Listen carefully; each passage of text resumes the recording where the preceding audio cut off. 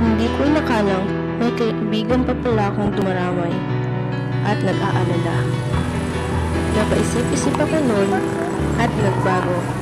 Hey, Cars! Kaya naman pumasok. Oo nga. Pinatamat ako eh. Pinatamat?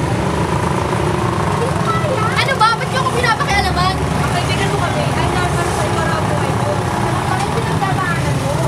Alam? Wala kayong alam. Hindi niyo alam ang pinagdaraanan ko. Wala kayong matutulong. O, diba? Akin na nga yan!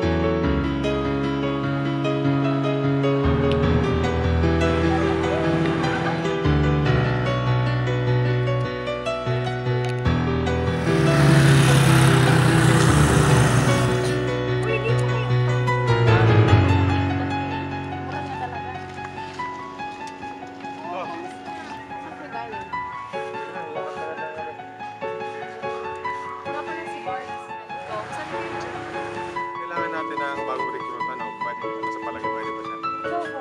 Gusto mo ba? Sige po. Ano, Tol? Sige. Kaya niya.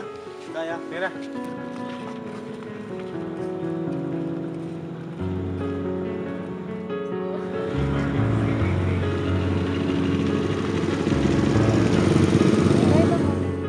Yes, Master!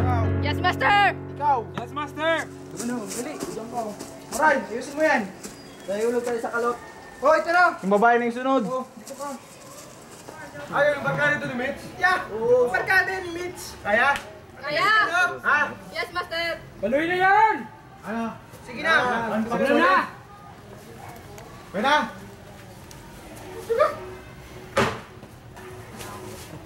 Kaya pa? Yes, Master! Kaya pa.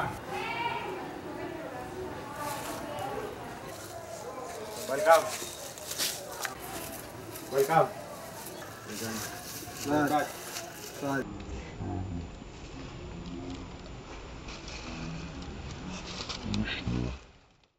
Huwag na tayong pumasok. Ha? May ano oras na? Dami naman tayo.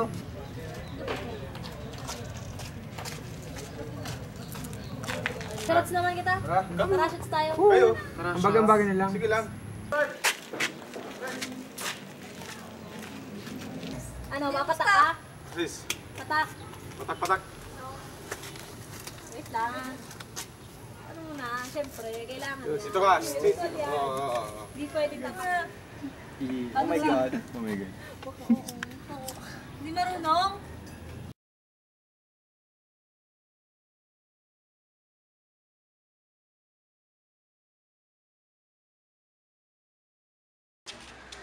Ngunit sa hindi inaasahang pangyayari, sa pagtikim ko nito ay nahuli ako sa aming paaralan at muntikang pang mag-kick out. Miss Denjola? Ano yan? Wala ko. Mayor, mo ikaw pang pasimuno nito? Tumayo ka. Hindi lang pala sigarilyo. May mas malala pa. Kayong tatlo. Ikaw, tsaka ikaw. Sumama kayo sa akin. Pero ma...